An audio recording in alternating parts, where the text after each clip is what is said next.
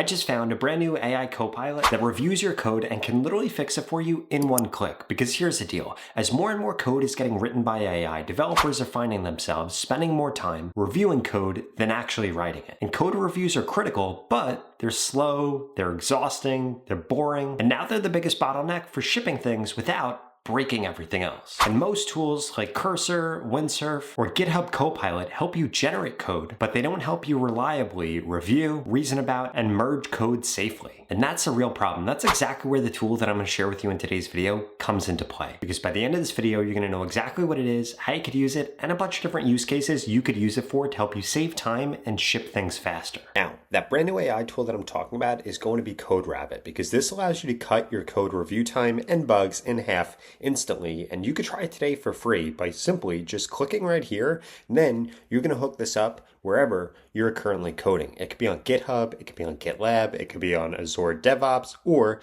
Bitbucket. It doesn't matter. You're just 2 clicks away from shipping higher quality code. And this isn't just some random tool. In fact, it's the most installed AI app on GitHub and GitLab. It's been used in more than 2 million repositories and with over 13 million pull requests. And we can see right here that it's trusted by more than 10,000 customers. And what makes this so special is it allows you to review your code at the PR stage or directly in your IDE or your CLI. Now, here's essentially how it looks and how it works. Let's say that we were using it in GitHub right here, and we wanted to get this reviewed. It literally inserts itself into the conversation here. In fact, we could come over here and see exactly what this says. So this goes through a walkthrough right here. It goes through the recommended changes. It goes through the possibly related PRs right here. It gives the suggested reviewers, and then it goes through and does a pre-merge check and adds in finishing touches. Now we can see right here the thing that was failed. We could see the check name, the status, the explanation, the resolution.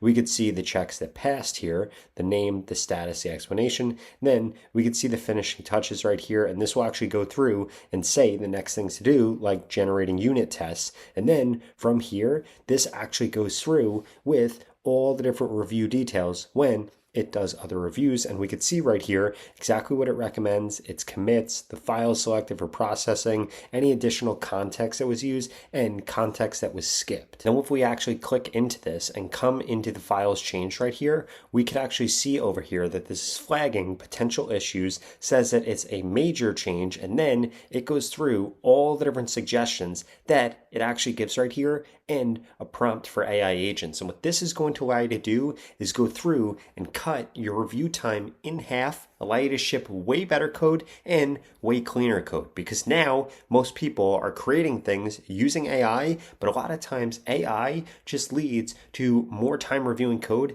and this tool solves that for you. Now, some of my favorite changes about this is this actually goes through and gives you one-click fixes so that you can commit this instantly. There's no more really long review cycles because you have AI doing this for you, and it literally leaves inline review comments like a real teammate or comments on GitHub like a real teammate. So it's kind of like literally having somebody review, except it's AI, and you could get this to actually look at the entire change with full context. And the other thing that's cool about this is it's actually self-improving, because if we come down here, you could see you could add in external context and you could have it actually go through and read. We could see all the different CodeRabbit learnings right here. We could come over here and see the path and AST-based instructions, and you could give the coding agent different guidelines if you want to. In addition to that, this allows you to connect to a bunch of different MCP servers that we could see right here, and you can come over here and see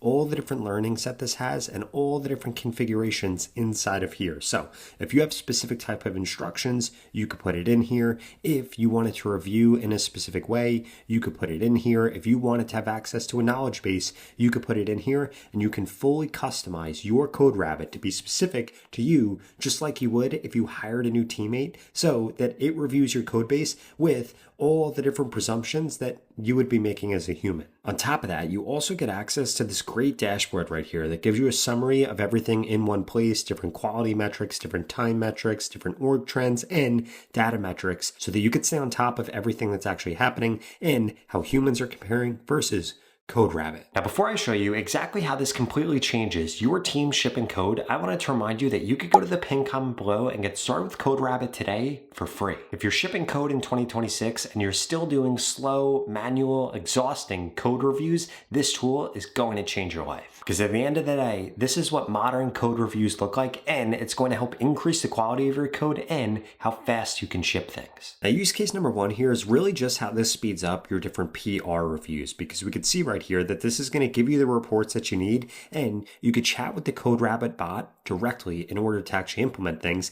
and this works wherever you actually work. So it works inside of your IDEs, it works inside of your CLI, and it can connect to GitHub or GitLab or tools like this, like I showed you earlier. And really what this is going to allow you to do is spot any problems that are there before you ship something, and you can actually fix it incredibly quickly because it tells you exactly what to fix, shows you the suggested change, and what you need to actually look at. Now, in addition to that, CodeRabbit can also be used for use case number two, which is going to be finding different edge cases and going through and finding different security issues before these actually pop up. And the reason that this is incredibly important is because the last thing that you want is to ship something and then realize that you have a security issue and that it needs to be fixed, or even worse, you just made all of your users or all of your data vulnerable to a security issue. And we can see right here that this goes through and actually highlights all the different potential issues